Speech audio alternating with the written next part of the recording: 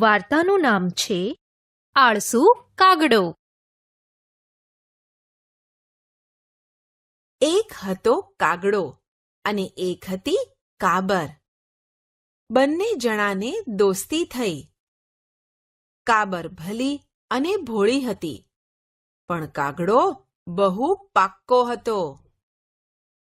કાબરે કાગડાને કહ્યું, કાગડાભાઈ, ચાલો ને આપણે ખેતર ખેડીએ.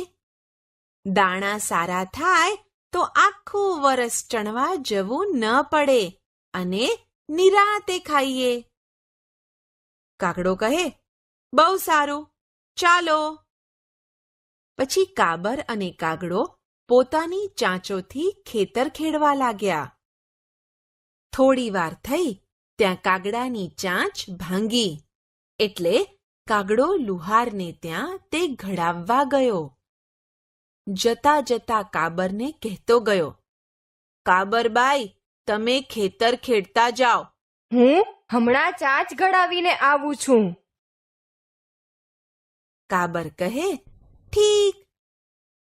પછી કાબરે તો આખું ખેતર ખેડી નાખ્યું, પણ કાગડાભાઈ આવ્યા નહીં.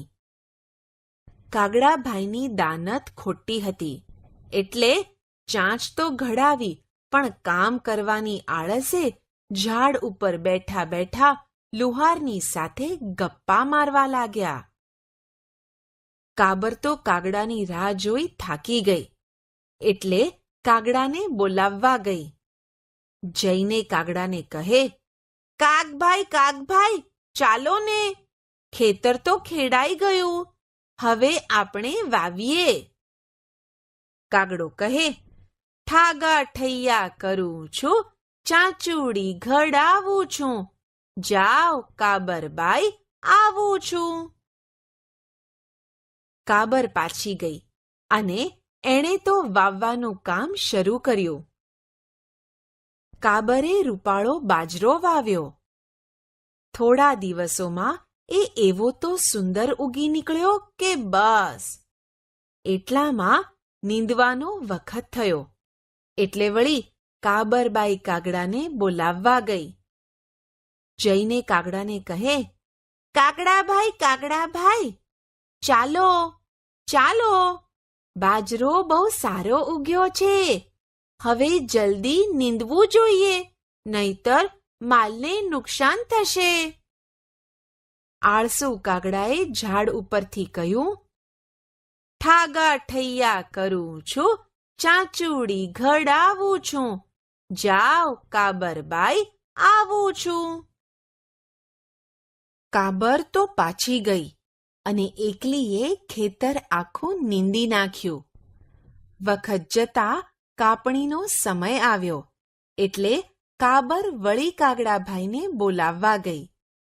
જઈને કાગડાને કહે, કાગડાભાઈ, હવે તો ચાલો, કાપણીનો વખત થયો છે, મોડું કાપશું તો નુકસાન થશે. લુચ્ચા કાગડાએ કહ્યું, ઠાગા ઠૈયા કરું છું, ચાંચુડી ઘડાવું છું, જાઓ કાબરબાઈ, આવું છું.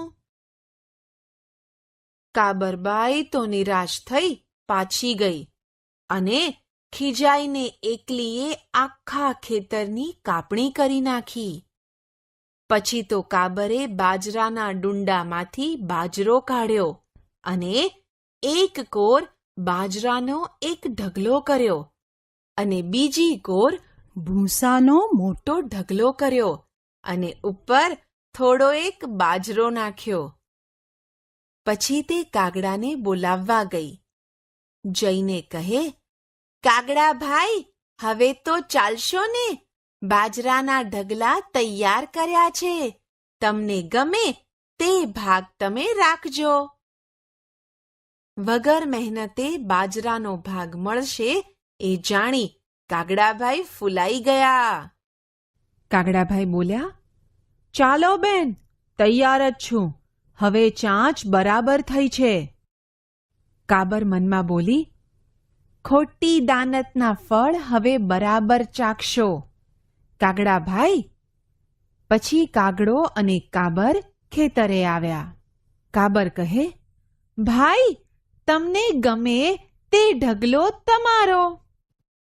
પછી કાગડાભાઈ તો મોટો ઢગલો લેવાને માટે ભૂસાવાળા ઢગલા ઉપર જઈને બેઠા.